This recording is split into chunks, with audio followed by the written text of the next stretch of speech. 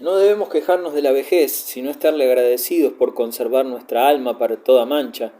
La mayor dicha del alma es llegar a su reposo y poder llevar una vida introvertida, después de ser esclava tantos años del amor, la ambición, la sed de dominio, el odio y todas las pasiones. Cuando se posee un ideal, lo más hermoso es una vejez consagrada a los trabajos de la ciencia. Pero hay un último reproche, el de que el anciano puede recibir la muerte en cualquier momento. Ante todo, ello es propio de cualquier edad. Además, es más penoso morir en la primavera de la vida que en su otoño.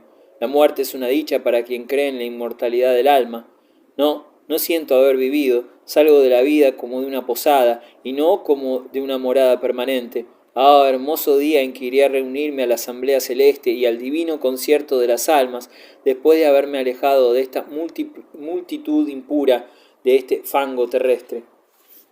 Algunas veces reconoce Cicerón que extrae sus ideas filosóficas de los griegos, compara sus escritos filosóficos a las adaptaciones de obras griegas hechas por los antiguos dramaturgos romanos.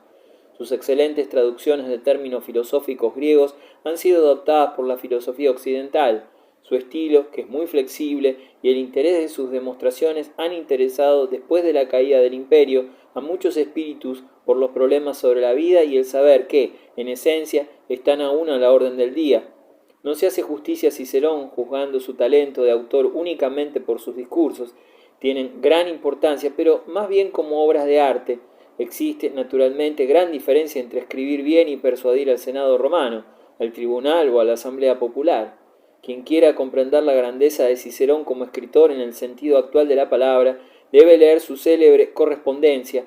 Se conserva una colección de unas 900 cartas, entre las escritas y las recibidas por él, obras maestras de inimitable sinceridad, humor, lucidez y elegancia verbal, que él nunca pensó en publicar.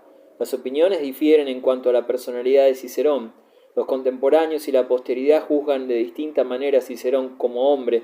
Algunos admiran al primer romano que logró fundir las culturas griega y romana en armonioso conjunto. Otros, por el contrario, insisten en sus defectos, fatuidad, temperamento versátil y falta de virilidad en las circunstancias difíciles, o consideran a Cicerón como un incorregible charlatán. Las debilidades de Cicerón se relacionan con su oficio de abogado. Más de una vez sabemos que tuvo que defender alguna causa falsa o equívoca por motivos personales o por presión política. En tales casos, y con pleno conocimiento de causa, se muestra como un patético moralizador que suena a vacío. En los discursos llegados a nosotros, Cicerón se muestra sin disfraz a la posteridad. En sus epístolas se manifiesta aún mejor, pero es justo juzgar con tanta minucia las palabras que un hombre fogoso escribe impulsado por la pasión del momento. Quien pretenda formular un juicio justo sobre Cicerón debe penetrar en lo que se ha llamado hechizo de estas cartas íntimas. Atraen nuestra admiración por el autor y nuestra simpatía por el hombre, pese a todas sus debilidades. La vida familiar de Cicerón fue desgraciada. Su esposa era lo que se llama un buen partido. Terencia aportó al matrimonio una fortuna considerable, cuya administración fue inicialmente un éxito. Más tarde se dedicó, al parecer, a especulaciones peligrosas. Cicerón se quejaba de haber sido despojado por su mujer. Era quizás una mujer de difícil convivencia. En las cartas vemos disminuir de año en año el amor hacia su marido, y las últimas que poseemos hablan solo de negocios y desarreglos conyugales. Cicerón se separó de Terencia después de 30 años de matrimonio. Después Terencia tuvo por lo menos otros 3 maridos. Probablemente llegó a la respetable edad de 103 años. A pesar de sus 60 años, Cicerón casó en segundas nupcias con una joven muy rica llamada Publia, cuyo padre le había confiado a Cicerón en el lecho de muerte. La persona más querida del anciano Marco Tulio era su hija Tulia, a quien llamaba siempre Tuliola, Tulita, hija de Cicerón en sangre y espíritu. Compartía el amor de su padre por la literatura.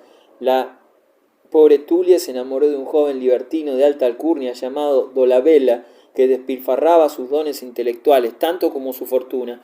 Dolabella era un Catilina en grado menor. El haber llegado a ser yerno de Cicerón con solo 19 años no le impedía tener la conciencia harto manchada. Para casarse con Tulia, 9 años mayor, repudió a su primer mujer, una dama que hubiera podido ser su madre, pero que tenía o había tenido mucho dinero. Cicerón decía que ella desde hacía 20 años confesaba tener 30. Al casarse con Tulia, Dolabela prometió palabras que se llevó el viento, dilapidó la fortuna de su mujer con tanta frivolidad como la suya, y cuando Tulia se quejaba, amenazaba con repudiarla. Pero el amor de la pobre joven era ciego y perdonó todos los descarríos de su marido. Un día la ofendió tan groseramente que no hubo reconciliación posible. Buscó refugio junto a su anciano padre y murió al dar a luz. Esto fue para Cicerón el golpe más cruel de toda su vida. Publia, más joven que Tulia, nunca había querido a su hijastra. Esperaba que su marido ahora sería todo para ella. Pero cuando Cicerón vio que Publia se alegraba tanto de la muerte de Tulia, le tomó tal aversión que ya no pudo soportar su presencia. Cicerón tenía también un hijo, muchacho de naturaleza violenta y grosero. Sin embargo, su padre quería hacer de él un filósofo y un orador, en vez de dejar al muchacho que acompañara a César en campaña como tanto deseaba. Cicerón lo mandó a estudiar retórica a Atenas. Su padre le pasaba una crecida cantidad anual, sobrada para un estudiante, pero el joven Cicerón prefería los festines a las sabias lecciones. Perfeccionó su inclinación natural al vino de Falerno y de Quíos más que su conocimiento de Platón y Aristóteles. Su ambición era llegar a ser el mayor bebedor de su época, y no estuvo lejos de lograrlo, hasta consiguió hacer rodar al mismo Antonio bajo la mesa. Al pasar Bruto por Atenas encontró al joven Cicerón y lo llevó a Macedonia. El joven llegó a ser uno de los mejores oficiales del Libertador. Después de la derrota de Bruto, Octavio se creyó obligado a reparar en la persona del hijo el daño inferido al padre. Perdonó pues al joven Cicerón y lo nombró cónsul, pero a Cicerón joven solo lo mencionaban por su habilidad para empinar el codo. Un día, enloquecido por la borrachera, arrojó un vaso de vino a la cabeza de Agripa, general y amigo de Augusto. Un poeta racionalista, Lucrecio. La Roma de Cicerón tuvo otro filósofo, Lucrecio. Su obra maestra es un gran poema, De Rerum Natura, de la naturaleza de las cosas. Lucrecio es, con César, el único escritor nacido en la ciudad de Roma. Lucrecio vivió en la época política vacilante de Roma. Creció durante las feroces luchas de partidos, observando disgustado cómo los hombres transformaban la tierra en un infierno. No se lanzó a la marea partidista. Los honores y el poder no son envidiables, afirmaba. La envidia, como el rayo, precipita a menudo a los hombres en los horrores de una muerte humillante. ¿No vale más obedecer tranquilamente que ambicionar el trono y la suprema autoridad? Retiróse a su mundo interior para buscar allí una visión más justa de las cosas, para librarse de la angustia y la muerte, para huir de los dioses caprichosos y crueles. Las fuerzas de la naturaleza y la infinitud omnipresente en ella le parecían más elevadas y poderosas que las antiguas figuras mitológicas. Los humanos asestáronse un golpe terrible al permitir que su imaginación creara semejantes dioses. Hombres infortunados por atribuir todos estos efectos a la divinidad y por armarla de una cólera terrible. Cuántos gemidos le costó desde entonces, cuántas heridas nos causaron, qué fuente de lágrimas abrieron a nuestros descendientes.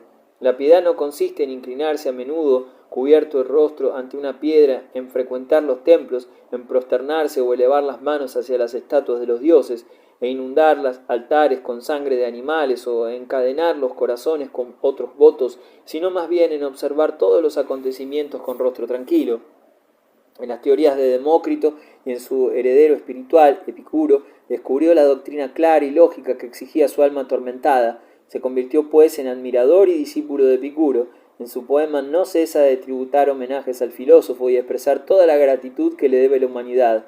Opinaba, creencia característica del siglo XVIII, que la razón puede curar todos los males de la humanidad. Escribió en versos para divulgar más ampliamente este evangelio y liberar así a la humanidad desgraciada, esclava de sus supersticiones.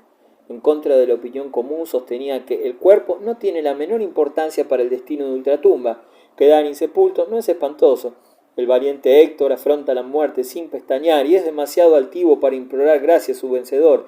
Sin embargo, grita en el momento de morir: «No dejéis que sea pasto de los perros». Se ofrecen sacrificios a los difuntos, se sigue al pie de la letra un complicado ritual funerario, temiendo cometer la menor falta. Lucrecio se cree en el deber de tranquilizar a los supervivientes y liberarles de esa angustia. No es más grave para el difunto ser devorado por los perros que quemado en la hoguera, dice. Pues si uno de los horrores de la muerte es servir de alimento a los habitantes de los bosques, no creo que sea menos doloroso ser consumido por las llamas. Tampoco deben creerse los mitos sobre los infiernos, el país de los muertos, Hades y el Cerbero, el suplicio de Tántalo y los vanos esfuerzos de Sísifo. El infierno está aquí, en la tierra, pues el pecador y el criminal experimentan su castigo en forma de remordimientos, por ejemplo. La obra de Lucrecio está impregnada de ardor polémico. Aún en sus pasajes más ricos y abstractos nos sentimos movidos por fogoso entusiasmo y humilde admiración a las leyes de la naturaleza. Sus frases no parecen vacías cuando dice al lector que desafiar cualquier obstáculo y cumplir su tarea es un deber sagrado. Lucrecio anima de continuo su demostración con admirables cuadros donde suena la nota del verdadero artista. Lucrecio tenía el espíritu de un filósofo y el alma de un poeta. Con todo, la posteridad conoce al poeta, pero no al hombre, que aún nos es desconocido. Quedan referencias de su persona en la Crónica Mundial, obra de San Jerónimo, que vivió 3 siglos después de Lucrecio. Según ellas, el poeta se volvió loco al beber un filtro de amor. Escribió su obra en momentos de lucidez y se suicidó en 55 a.C., frisando los 40 años de edad. Pero se ignora lo que hay de cierto en estas referencias. Aunque oscura, la figura de este gran solitario tiene el mérito de haberse abismado más intensamente que todos sus contemporáneos en la poesía del universo. Cátulo, cantor del amor. La primera poesía romana fue épica y dramática. Tardó en aparecer una poesía lírica en lengua latina, nacida por influencia de un helenismo subjetivo e individual. Cátulo, contemporáneo de Cicerón y de Lucrecio, merece el título de padre de la poesía lírica romana. Su obra está muy influida por Safo y Calímaco. Cátulo no era un traductor, era un auténtico poeta, un talento original. Sus cortos poemas no dejan de tener defectos. El propio autor los llama versitos, con simpática modestia. No obstante, desde la época de Safo son las primeras obras líricas verdaderas. En ellas se resume la vida de un hombre en el seno de un período lleno de colorido. Cátulo nació en Verona, pero pasó a Roma a la edad de 20 años. Allí corrió innumerables aventuras lujuriosas y se cubrió de deudas. En ese ambiente libertino encontró su gran amor, la pasión devoradora que hizo de él un poeta inspirado. Cátulo, hijo de la Galia cisalpina, tenía sangre celta en las venas, lo que explica quizás su receptividad al subjetivismo del espíritu helénico. El yo del poeta rompe los moldes de la severa disciplina cívica y familiar tan cara a los romanos. Los escritos de Cátulo dan testimonio también de la desaparición de las antiguas virtudes latinas. Al Estado romano nada le quedaba que pudiese suscitar entusiasmo patriótico. Una sociedad desmoralizada con la política y entregada a demagogos ambiciosos no podía crear poemas patrióticos al estilo de Nevio y Ennio, propios de la edad dorada de la República. Cuando cada romano se sentía unido a su altiva y poderosa patria, no debe extrañar que desapareciera también en la literatura el interés por el Estado y la comunidad, y la poesía expresase los sentimientos del individuo, sobre todo el amor y el odio. Por tal motivo, la mujer se convirtió en centro de interés de la poesía romana. En los poemas de Cátulo la mujer se llama Lesbia. Cátulo ama a Lesbia hasta sucumbir por su amor. Escoge ese nombre en honor de la poetisa griega que mejor cantó el amor. En los siguientes 13 versos, Cátulo resume la embriaguez apasionada en que su amor lo ha sumido, felicidad que se expone de continuo como opuesta a la idea de la muerte. Vivamos para amarnos, lesbia mía, y mientras no escuchemos lo que hablen de nosotros los viejos pudibundos, pueden soles ponerse y levantarse, dormiremos los dos, perpetua noche, cuando por siempre nuestra luz se apague.